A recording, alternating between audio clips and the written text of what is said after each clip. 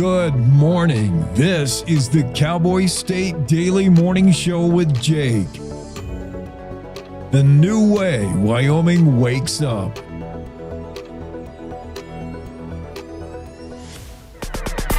It's time to take a look at what's happening around Wyoming. From the Cowboy State Daily News Center, I'm Mac Watson. Justin Bradshaw was headed to work on December 16th in Lyman when he got the last call he'd ever take from his 20-year-old daughter, Macy. Cowboy State Daily's Zach Sontag reports that Dad was there in 4 minutes, but it still was too late. It was right at that moment that her father showed up and the gunshots rang off. So you just kind of have to picture what that's like. You're the father and your 20-year-old daughter calls you and she says, I need you to come and scare my ex-boyfriend away because he's on my porch and I'm scared. And you immediately go to the scene and it's not even 4 minutes later that you are there, and yet the gunshots go off and you still are just kind of in this desperate, hopeless place. The family has established a nonprofit organization called A New Dawn, which is fundraising and organizing mental health resources for young women and others. Macy Dawn Bradshaw's Celebration of Life ceremony was Saturday in Lyman. Wyoming issued a new pro rodeo license plate Friday in response to PETA asking for a plate without the iconic bucking bronco, claiming that rodeo is cruel. Cowboy State Daily's Claire McFarland reports that one state legislator said PETA's request made him want to celebrate rodeo even more prominently. In response, Senator Brian Boner and some others actually went the other direction and created a specialty plate with a more vivid image of the iconic steamboat saddle bronc being ridden, and a portion of the proceeds from those plates are to go to support rodeo programs in colleges throughout the state. WYDOT unveiled the plate last Wednesday alongside another specialty plate to promote search and rescue programs. I'll be back with more news from the Cowboy State Daily News Center right after this. WYDOT wants to remind you, with ice and snow, take it slow. Pay attention to reduced speed limits and use low beam and hazard lights in areas of fog and blowing snow. This message from the Wyoming Department of Transportation. The Wyoming way of life. There's nothing like it. And no financial partner like your local cooperative credit union to help you live life the way you want to. We help you save for a brighter future. Borrow for your dream home. Start your small business. We've got your finances, and you've got plans, so go ahead, pitch a tent. Head for the rodeo, reel in a big trout, fire up the smoker. Wyoming's credit unions are here to stay, and here for you. Cowboy State Daily News continues now. The University of Idaho's drop from the top tier of Division I college football could serve as a warning to the University of Wyoming about the challenges small markets have in the era of NIL and revenue sharing. Cowboy State Daily's David Madison reports that insiders urge realism as financial gaps keep widening. There are still probably a majority of University of Wyoming fans who don't want anything to change. They believe that the example set by Indiana this year, the doormat of the Big Ten now contending for a national championship, that Wyoming might one day rise from the kind of the middlings of upper tier college football and really contend for a championship and be a top flight program. One of the sources I spoke to really said it best. He said, I could argue both sides of this issue. I'm a diehard Pokes fan, but I can see it both ways. And he didn't really know where he came down. He just wanted something fun and productive and winning on the football field. And however they're able to get there, the better. Today, the University of Idaho operates without an established revenue sharing fund to pay players. Wildlife filmmaker Casey Anderson left stop-motion cameras in 2 grizzly dens north of Yellowstone in 2015 and then forgot about them. Cowboy State Daily's Mark Hines reports that last summer, Anderson went back to the caves and, to his amazement, recovered the cameras and more than a decade's worth of footage. In 2015, he set up 2 of these. He found a couple caves where grizzlies had been denning, hibernating for the winter, way up high in the mountains north of Yellowstone there. And, these 2 caves in relatively close proximity to each other. And so he put cameras in each of these caves and got busy doing other things. He's a busy guy. And this summer, he's like, wow, maybe I should go check on those cameras after 10 years. They found both of them. One was still intact. The other one, at least the case had been trashed pretty badly. But the SD cards on both both of them were intact. I think between them, they had like something like 300 clips. Anderson tells Cowboy State Daily that despite popular images of bear caves, grizzlies rarely den up for the winter in caves. Instead, they usually dig up their own dens into the sides of steep alpine slopes, going down and then turning back up to create a cozy pocket to retain heat over the winter. And that's a look at today's news. Get your free digital subscription to Wyoming's only statewide newspaper by hitting that daily newsletter button at cowboystatedaily.com. I'm Mac Watson for Cowboy State Daily. You talk to... In every family, small conversations can make a big impact. I grew up on tour with my parents. Kind of different, but we bonded over music just like other families do over sports, camping, or other interests. And we talked. Little everyday conversations from silly to serious that built a foundation over time. Honest conversations, like when my dad shared his experiences as an alcoholic. Your honesty about that part of your life gave me a sense of integrity that I wanted to uphold in my own life. And I was so grateful that you and Mom had become these sober, stable people who were always there for me. I wanted you to know from someone who's been in recovery more than 30 years now that hard work is what creates success, not alcohol or other drugs, whether it's music or anything else. I said it a lot, and I'm glad you took it to heart. Talk, they hear you. For more information about talking with your kids about underage use of alcohol and other drugs, visit underagedrinking.samhsa.gov.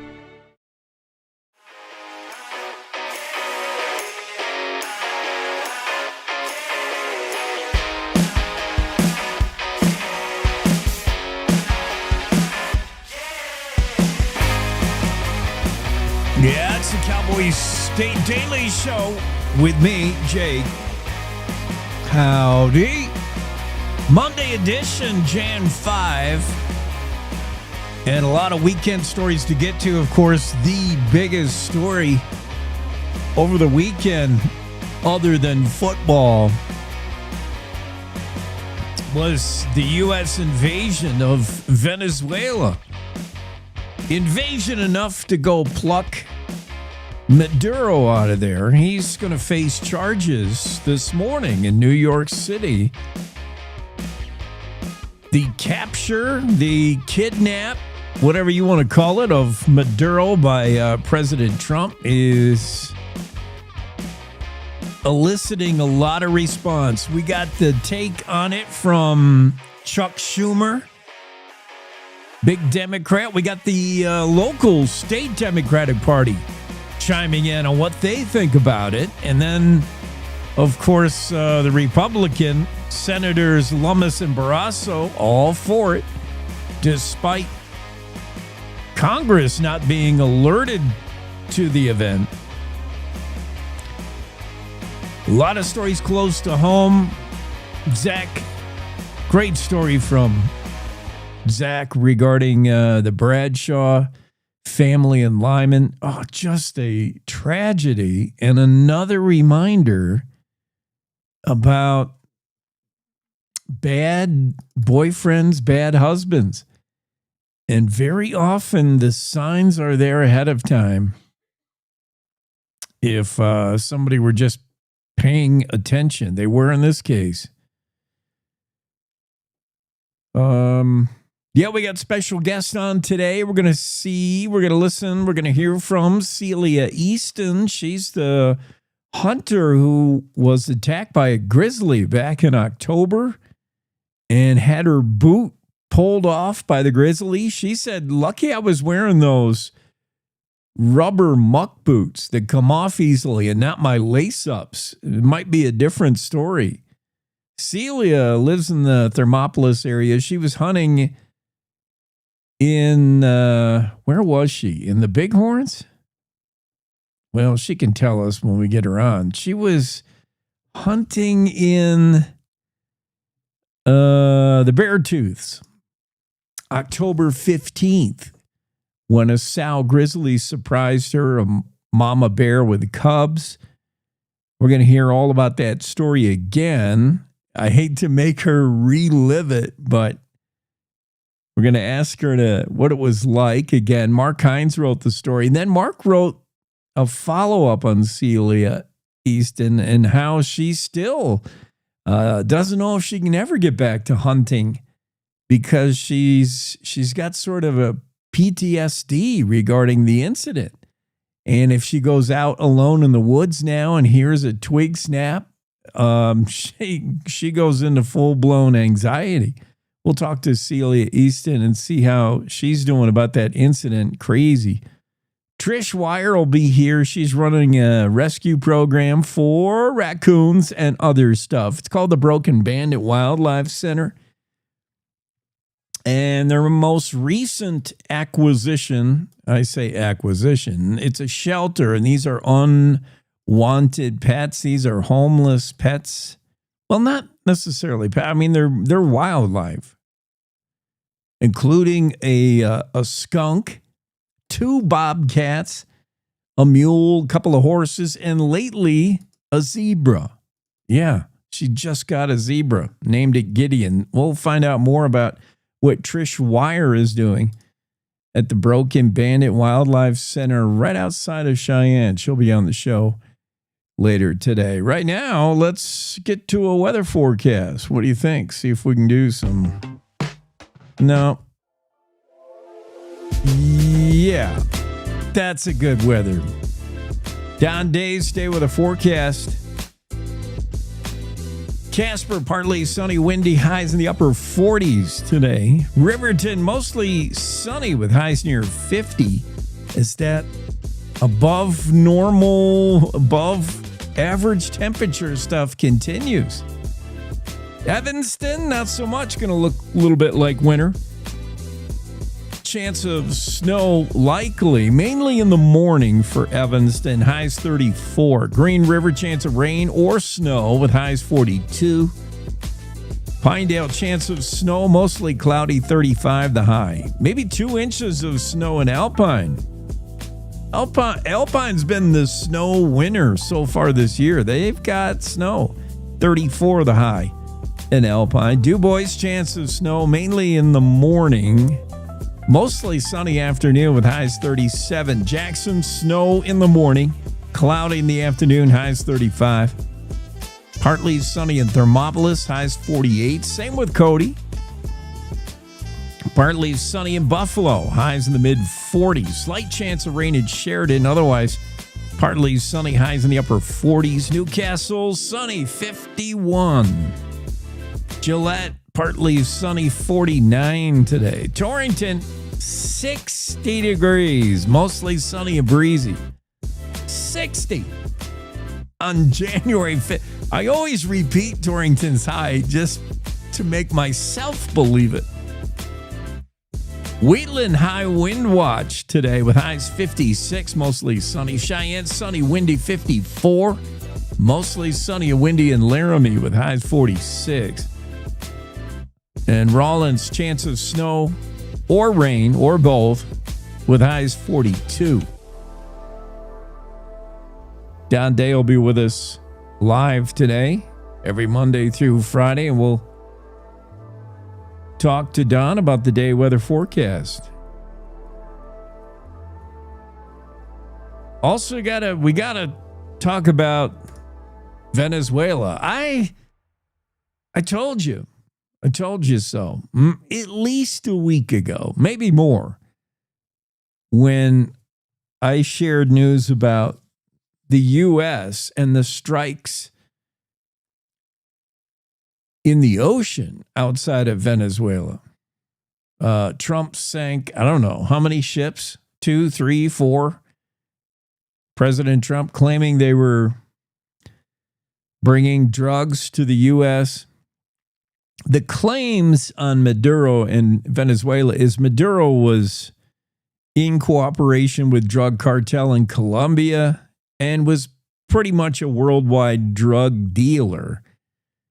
And the United States fighting the war on drugs was really hampered trying to keep drugs from getting into the U.S. It'd be a lot easier if you went and got the drugs as soon as they left the country of origin.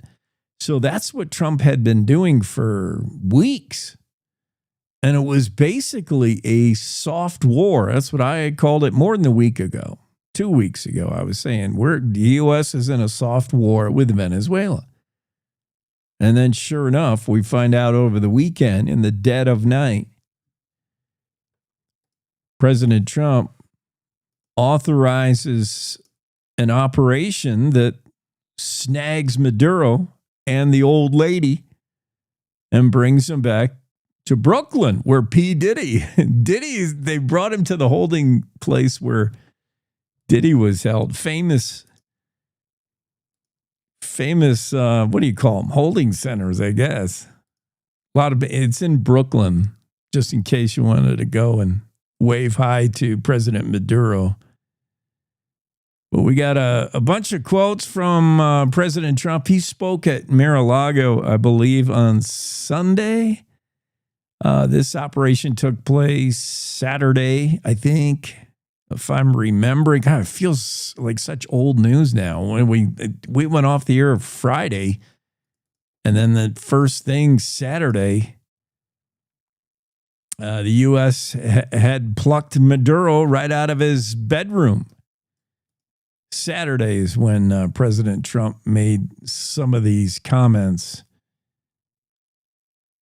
We'll be talking about this story off and on throughout the day.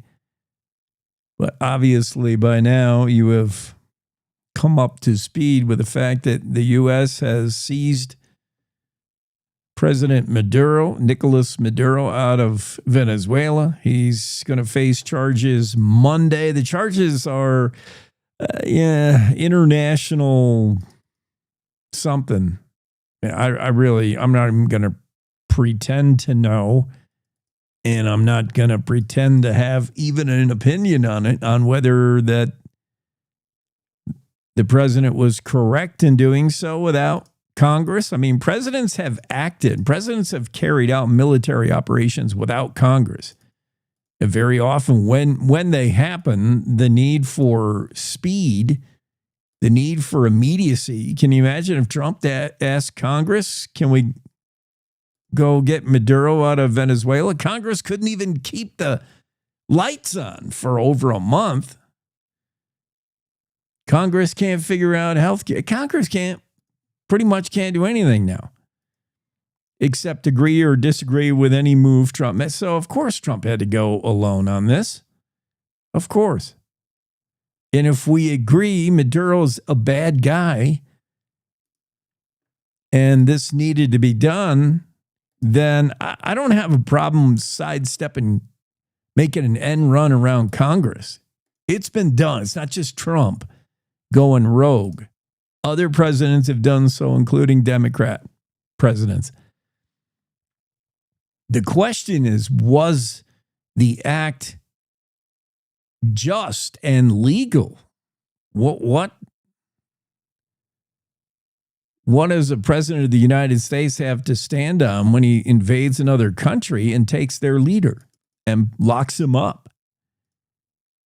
Under what authority? Under whose authority?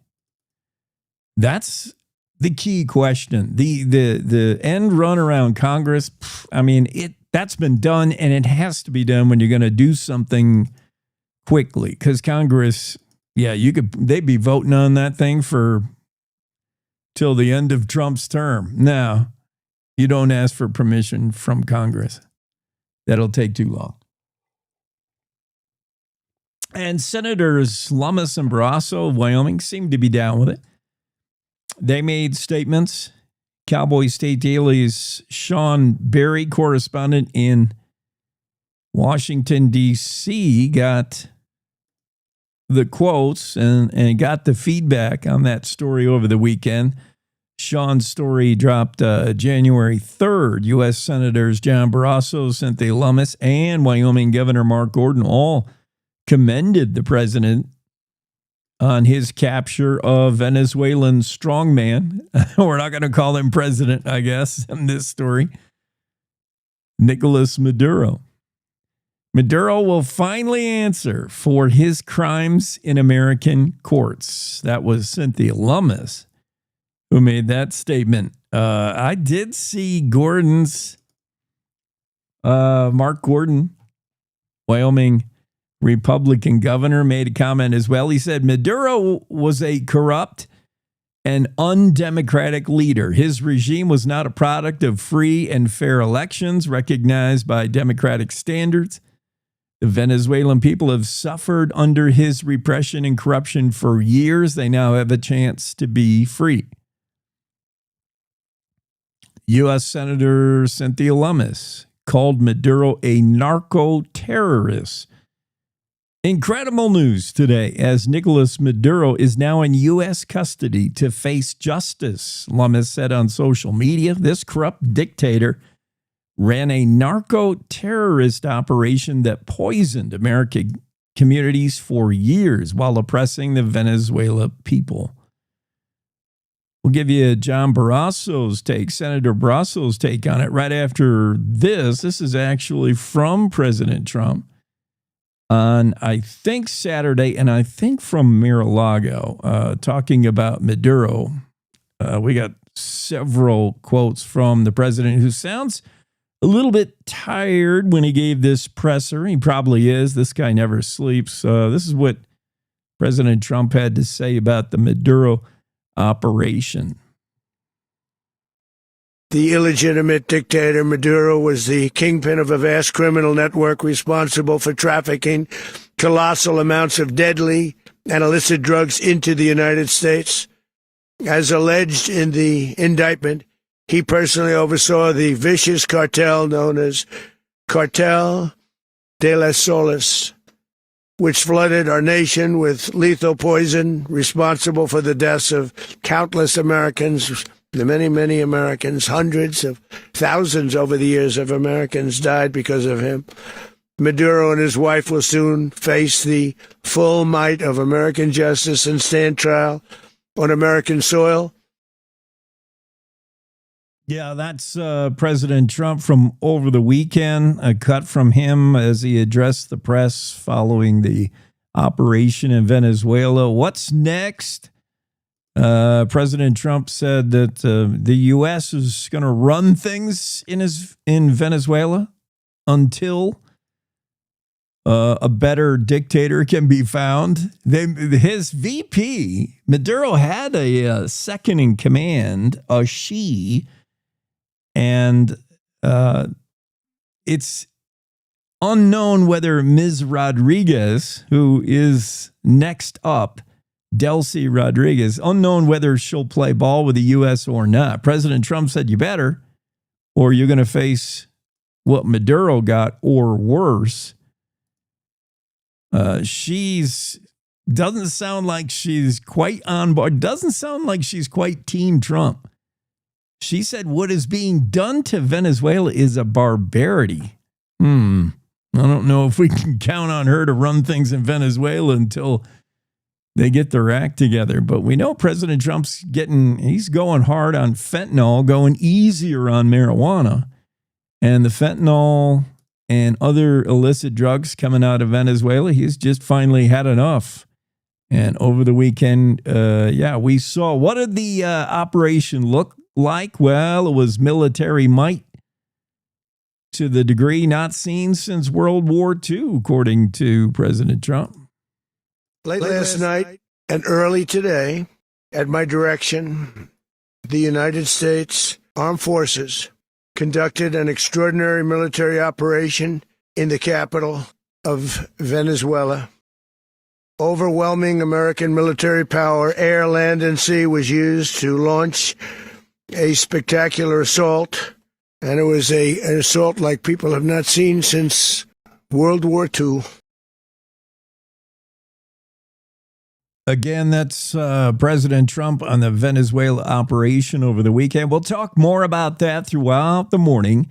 Meanwhile, we got to get to our first break and our first guest coming up right after this. Hey, Wyoming, ready for news that actually feels like Wyoming? Tune into Cowboy State Daily Radio with heart, humor, and a little Western kick. From ranch roads to mountain peaks, if it's happening here, you'll hear it here. No fluff, no filter, just the real deal. Real voices, real stories, real Wyoming. If it's happening here, you'll hear it here. Cowboy State Daily Radio, Wyoming's news, just the real deal. 100% homegrown. This is the Cowboy State Daily Radio Network.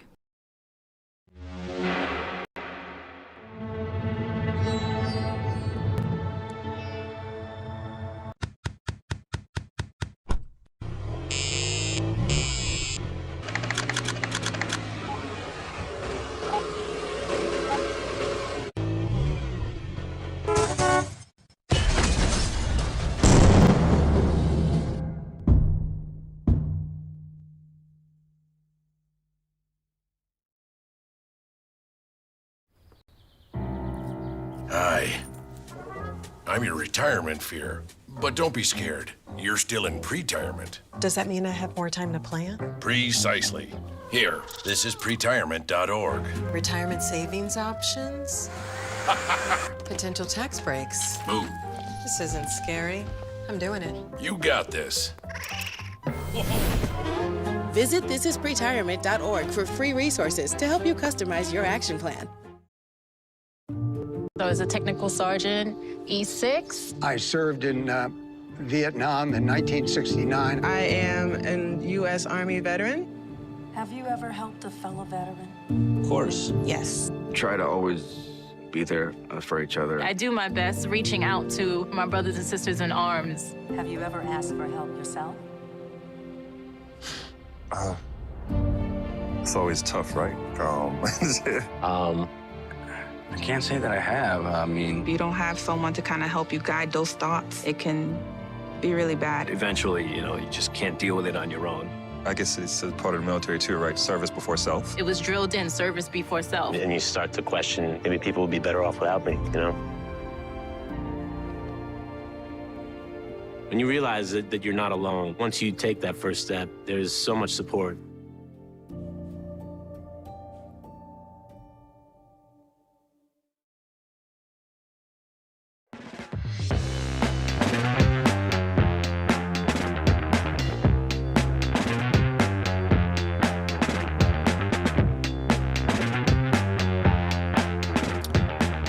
Cowboy State Daily Show with Jake on a Monday. Celia Easton is with us.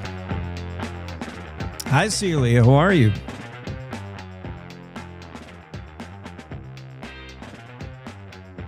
Do you hear me? She doesn't appear to hear me. He also has... You with me? I don't hear you, and maybe you don't hear me. So just knock that computer around a little bit. That's what I've found to be the most helpful. I mean, that or an IT. You got to find like a 15-year-old kid to be your IT person, or I resort immediately to violence. I mean, that's my go-to. I see Celia is trying to whip that computer into shape, or the phone, or whatever you're connecting on. Our guests join us via Zoom.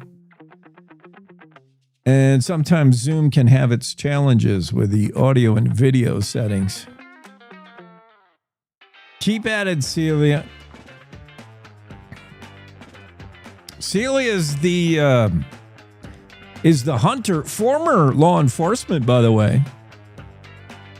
A sergeant in the Worland Police Department. I think she was also briefly the sheriff of Bighorn County. Comes from a law enforcement background. So certainly somebody who's... Hello? Oh! Can you hear me now? Yeah, I hear you. How about you hear me? Just barely, but I can hear you. All right, usually I have myself on 10. I'm 11 out of 10 in volume, but all right, Celia, thanks so much for joining us at this early hour. I want to talk about your hunting incident. Mark Hines had the story about the bear. I want to, at risk of making you relive it yet again, maybe it's good to talk it out though, Celia, maybe. I've told the story many times, so I don't mind telling it because it has a happy ending, Yes. Yes. So, unless you're the boot and now has like kind of a dent in it or a hole in it. But yeah, let's go back. Yeah. To the boot's toast. Yeah. October 15th, you're in the Beartooth Mountains. You're elk hunting. And I got to say, Celia, you seem to be doing everything right. You carry bear spray, which I do, and you carry a 45, which I do. I got a 45, so I got one for each hand. And you also, the biggest key in being in bear country is to be situational awareness. And from your law enforcement background, you probably got that. Like, you've got to stop and listen. Stop, look, listen. That's the nature of hunting. But it's also be mindful that you can be the hunted.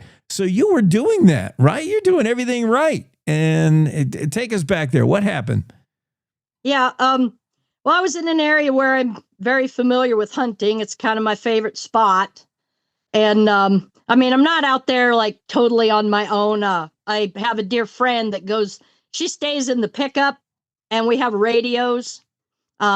She just can't walk very well. So she stays behind. She's my kind of emergency backup should I need it. Or if I don't come out of the woods, she knows what to do. So anyway, so I'm heading to that. I had seen some fresh elk sign the day before, and I wanted to go there directly that first thing instead of getting there later. And followed the trail onto this spot, and then the trail kind of forks in this kind of swampy bottom. And I'm a born again Christian. I'm a very spiritual person. And I got to that spot and I said, okay, Lord, if you don't want me to go the way that I plan to go today, I need a word from you, because I could have gone to my left, which would have put me in a really thick patch of timber for a short space before it opens up again. And so I just hesitated there for a minute or so, and I didn't hear anything that the Lord said, don't go the way I planned to go. So I said, okay, I'm going to go the way I planned. So I follow the trail, and it goes through like a line of trees it's almost like a natural fence line. It's so thick you can't even see through it except for where the trail goes through. And beyond it's a meadow. And so I got to that point and I stopped to scan that meadow before I walked into it. And as I stepped out into the meadow, I heard a large branch snap behind me, like way behind me where I couldn't see. So I stopped and I backed up a few feet, walked past that line of trees, and was just scanning the trail I'd just come in on. Stood there for at least a minute, just listening. And it was just very silent. It had been kind of raining all night, so the ground was soft. I wasn't even making any noise walking around.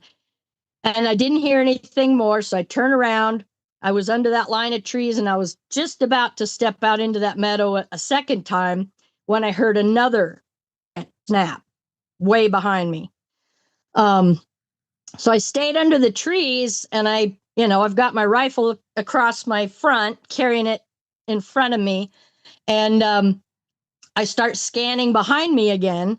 And I scanned where the trail came, where I could see as far as the trail went, and then leaned, just kind of turned around to my left as far as I could look that way. And by the time I scanned back to the trail, here she comes. Oh. Big sow grizzly, little cub right behind her, just running, about as fast as she can go. And so the minute I saw that cub, I just made a decision. I said, I am not shooting this bear. She's a mama grizzly doing what they do. And I'm pretty sure I'm standing in her yard, Yeah. And so by the time I'd kind of made that decision, she was too close and coming too fast to even think of trying to line her up in the scope of my rifle. And I've already kind of decided I'm not going to shoot her at that time. But I'm in a quandary because I've got my rifle up and I got to put it down to get to my spray, because I've already learned I can't get the safety off my spray one-handed. I have to use two hands. So I've got to either drop the rifle or and at that point in time, I'm like, I don't want to give up this rifle. She's coming fast. She's not bluffing. And the one thing I understood from my law enforcement training is you don't want your opponent to slam you standing up. You're better off to get yourself to the ground first. You're in a better defensive position. Just something we learned when we trained in ground defense. And so she just kept coming. And I just kept saying, no bear, no bear. By the time she got to me, just instinct took over. I just rolled onto my back and I was kind of under this tree a little bit. I still had the rifle across my upper chest. I figured if I can protect my throat, something with that, even if I couldn't fire it at the time, I wasn't ready to put it down yet. So by the time she got to me, I'm on my back, kind of almost fetal position with my legs over the top of me. And the only thing between me and her face was my feet. And she just kind of hovered over me for a second, just kind of looking down like, I don't know if it just kind of took a little starch out of her that I did what I did. And then, she just hovered over me for about a second. And then that's when she grabbed my right foot, and she just clamped down. And the only thing I felt was like my big toe. I mean, her teeth were on my big toe through that boot. And then she's starting to drag me out from under that tree. And that's at the point, a whole lot of things were happening at the same time.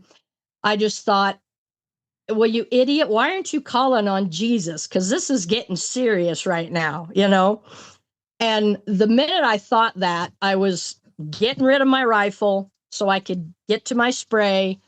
And, she'd only drug me maybe about 1.5 feet, 2 feet. And then the boot just popped off.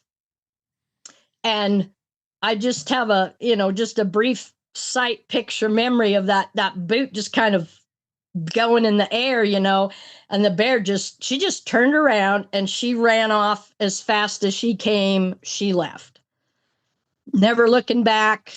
And, it just ended right there. Interesting. Go back to where you first heard the twig snapping. Many hunters, this is a sound we hear. And if you're hunting elk, your belief is, hey, that might be an elk, because there's very few animals that make noise. And usually the ones that make noise don't care who hears it. So when you hear noise like big things snapping, you're like, all right, that's either a big bull and he doesn't care if he's making noise because he's kind of top of the pecking order, or, oh no, that can't be. Did it cross your mind you were in Grizz territory and that could be a bear? Yeah, it did. I'd been through that area a number of times before, and I'd actually walked through that same place the day before. It had just been later in the morning, and there's always been a lot of sign in that meadow. And actually, a crazy thing is I actually have a photo of the exact spot where I got attacked on my phone from the year before when I walked through that meadow. There was just so much bear poop. You could tell that a bear, I think her den probably was somewhere close by.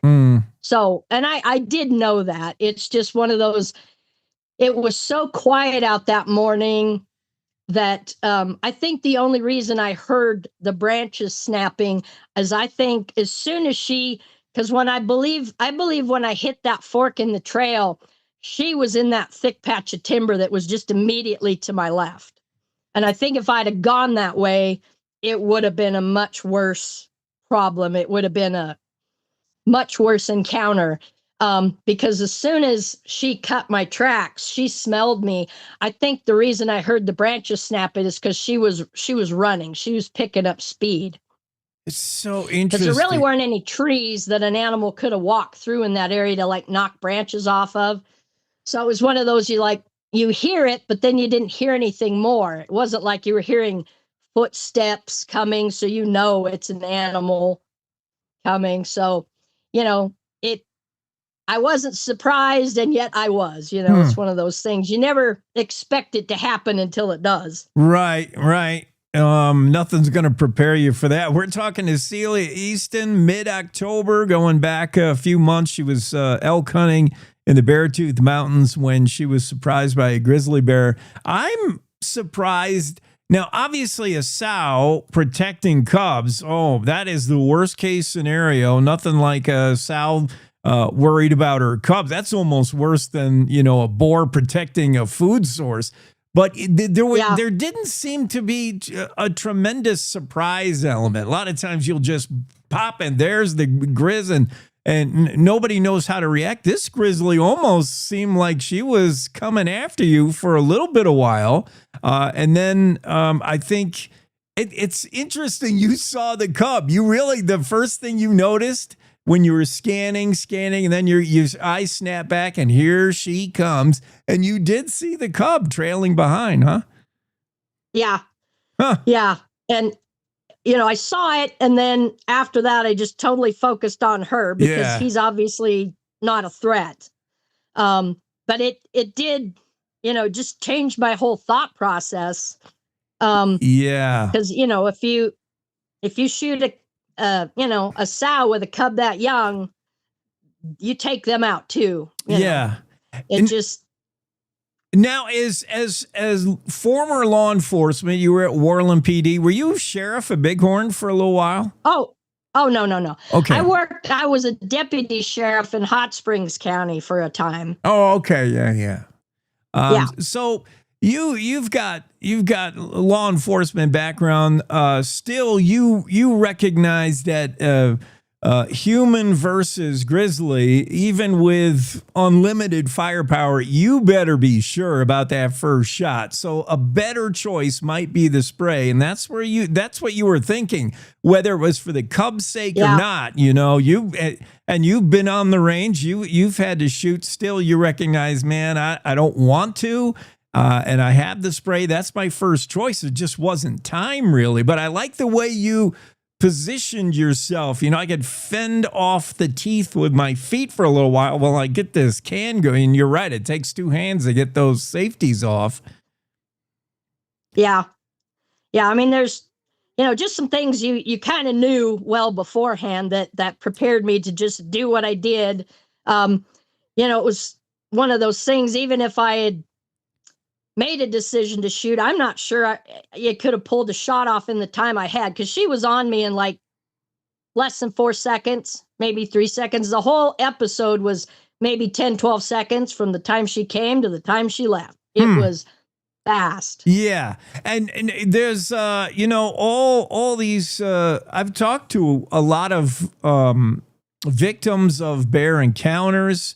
Obviously they survived or they wouldn't be very talkative. And for the most part, they talked about two things: recognizing the charge. These bears will often give you a bluff charge, and they seem to be content with the fact that, you don't seem like a threat. And yes, number two, when they do make contact, they're usually happy to see that, all right, I've eliminated the threat. My cub seems safe. Celia is laying on the ground, not doing a whole lot. I think we're good here. So it was odd that she chose to kind of drag at you. But getting back to the charge, did you feel when that bear was coming like that was that wasn't the fake, I'm just trying to scare you, like she was coming with intent? Oh yeah, never doubt in my mind that, her ears were down, but it was weird because she never made any noise whatsoever. Yeah. I mean, the whole thing was kind of surreal because even when she came into view, there was just no noise. You couldn't hear her running. All you could hear was her breath, just from the exertion of running. That was the only sound. And she never growled, nothing. So it was really kind of surreal in a way. Yeah. And you see that kind of animal, that size, and it's making no noise. And like you said, it was damp. It was raining. So there wasn't a lot of crunching on the ground. So its animal got to you so quietly, so fast. And then when she did drag you by the boot of like a foot or two out from under that tree. Yeah. Oh. Yeah. That's when she really, I mean, it was like having your toe in a vice. Yeah. I mean, she had me for just a few seconds, and while she was dragging me, and if I'd have been wearing, better boots, these are just kind of some cheapo pull-on mud boots. And if I'd had a boot that didn't come off, this might have had a slightly different outcome. But, the minute I called on Jesus, that boot popped off and it was over. Well, it was just done. Celia, I think there was divine intervention before the boot popped off, before you asked Jesus to show me, should I go this way or that way? I think it was the decision to wear those boots way back then, that morning. God had his hand all over that day. Gonna put all on, over it. Because I never made that turn and gone a different way. I could have easily walked in between that sow and that cub in that thick patch of timber, because I know that's where she was at before she cut my tracks. And that would have just been, could have been deadly, absolutely. Yeah, I know God had his hand in all of that. Let's get to the end of the incident and wrap it up and talk about what your mindset is today. So the sow pulls the boot off. That might have scared her. She probably thought, I didn't know humans came apart so easily. And she turned around and ran off. And you again did the right thing, Celia. You're taught, don't just jump up and run out of there. Like, just sit still for a minute. Make sure it's all over. How long did you sit? And boy, that had to be an agonizing few minutes. Oh, that actually, I wasn't scared until it was over. Yeah. And then it just hits you. But as soon as my foot came free, I got off my back. I was on my knees. I got my spray out, safety off in the left hand. I got my pistol out, safety off in my right hand. And then I'm just kind of crouching behind there was a boulder right there, and just kind of crouching behind that under that tree. And I just kept saying, in Jesus' name, go away. In Jesus' name, don't come back. Don't come back. And just kind of sat there probably at least a good 15, 20 minutes, just watching, waiting, making sure she didn't come back or try to circle around behind me or anything like that. You got back to the car, you got back to the truck, and your hunting partner who's there waiting for you. That must have been a story you'll never believe what just happened. Yeah, pretty much. Mm-hmm. Yeah. I was never so glad to see the pickup in my life. Just, Yeah. So, Celia, we had a follow-up story Mark Hines from the Cowboy State Daily did that says you still, it's probably going to take a little while to get over that incident now. Whenever you're out alone in the woods, whether you're going to be hunting, I don't know if you're ever going to hunt alone, but yes, every sound out there now is going to just conjure memories, and you're going to head on a swivel, I would imagine. Oh, yeah.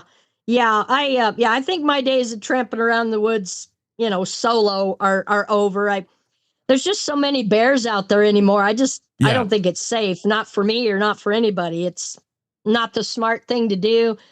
I've been getting away with it for years, so to speak, but I just think anymore it's just not smart. Well, I'm glad things turned out good for you. Yeah.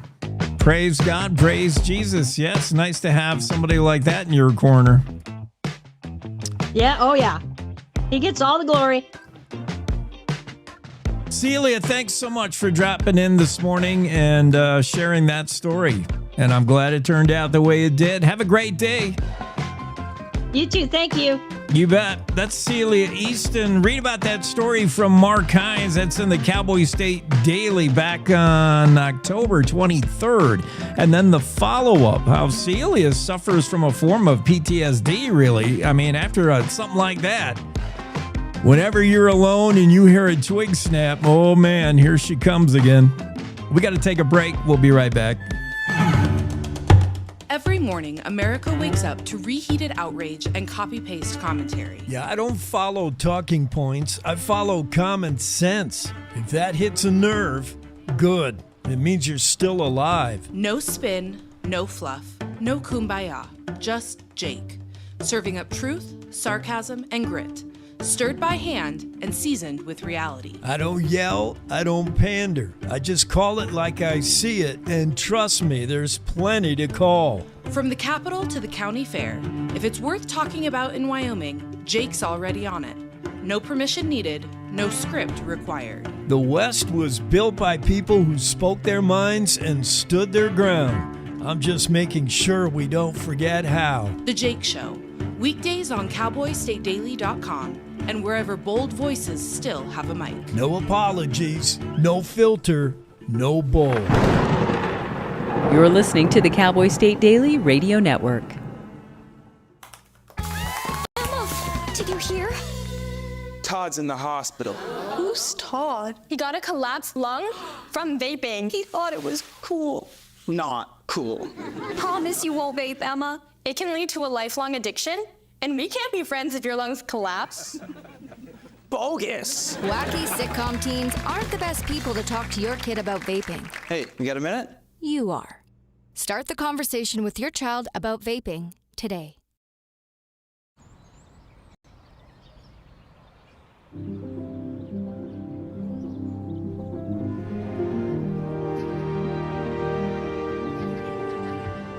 These walls and windows hold me tight. The warm embrace we all call home. My neighbors watch over one another.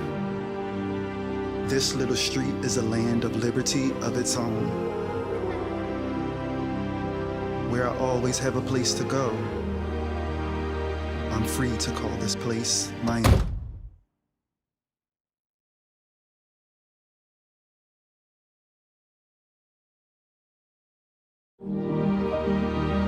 We all deserve a place to call home. That's an American dream.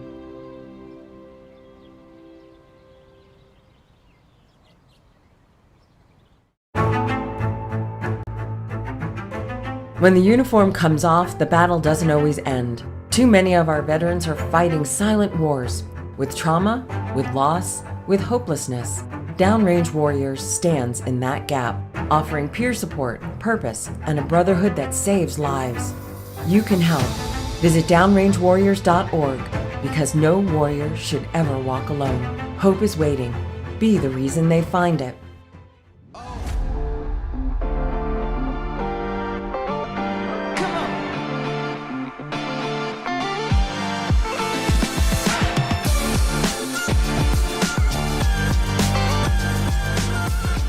Yeah, we're back on a Monday Cowboy State Daily Facebook feedback. Don and Kay want to know, when will Mac Watson be video instead of radio? I know what you mean.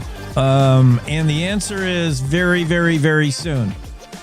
I think this week, I'm pretty sure. I have to go back and read my emails from the internal dialogue at Cowboy State Daily. I think we're getting back to the video news.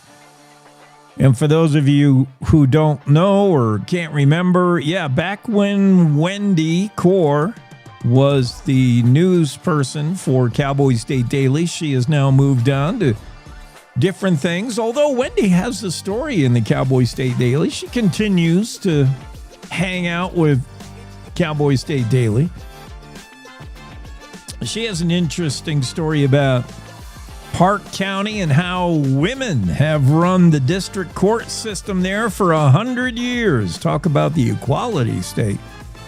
But yeah, Wendy did the radio news and the video news. So if you're not familiar, we used to have about a 12-minute long video news, much like TV news, like news at 6.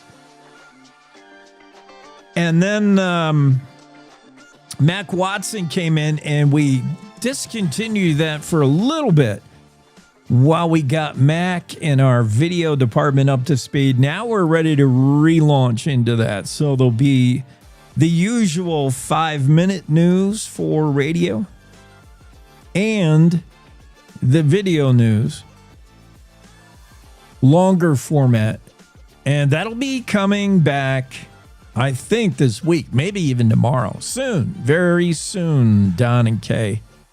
Very soon. I know a lot of people like that. You like to see and hear. Who doesn't? If given the option. I mean, in radio, I get it's very much the audio, but if you're on a smart screen somewhere, yeah, why not see what you're hearing? It's the whole reason I have to be on camera, and I don't like it. I don't mean to,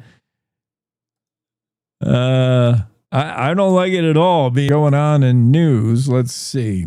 I think our Starlink deal, and I think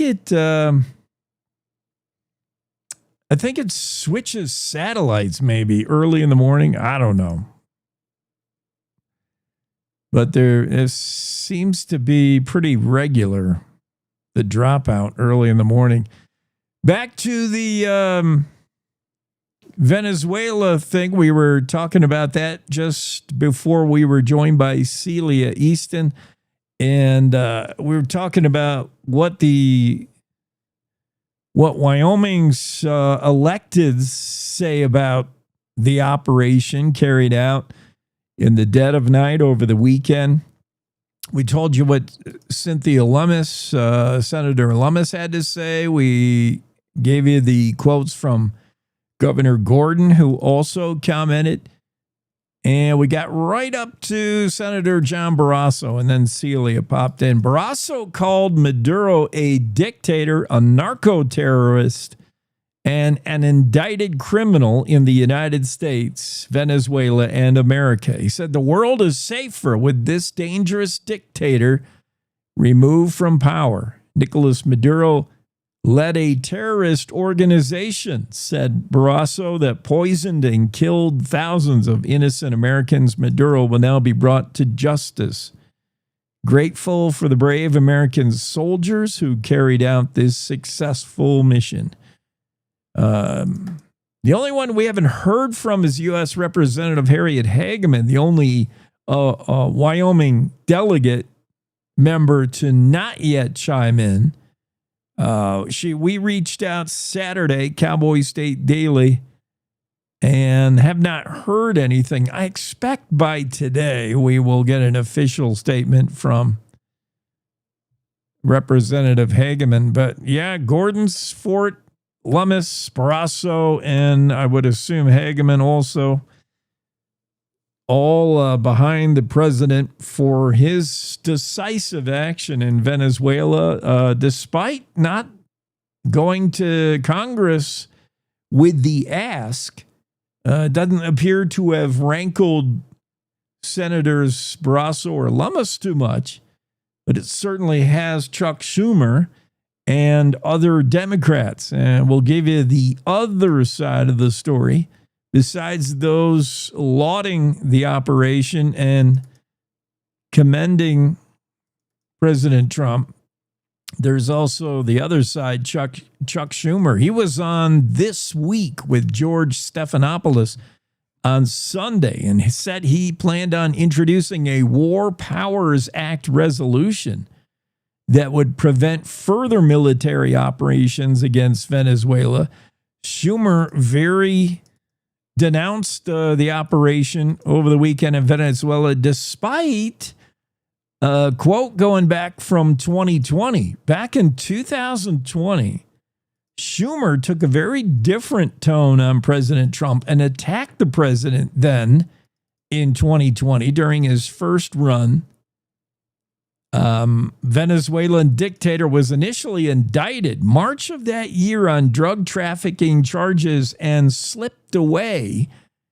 Schumer said back then in 2020, he said, the president brags about his Venezuela policy. Give us a break. He hasn't brought an end to the Maduro regime, Schumer complained. Well, he did over the weekend, and Chuck Schumer wasn't happy about that either.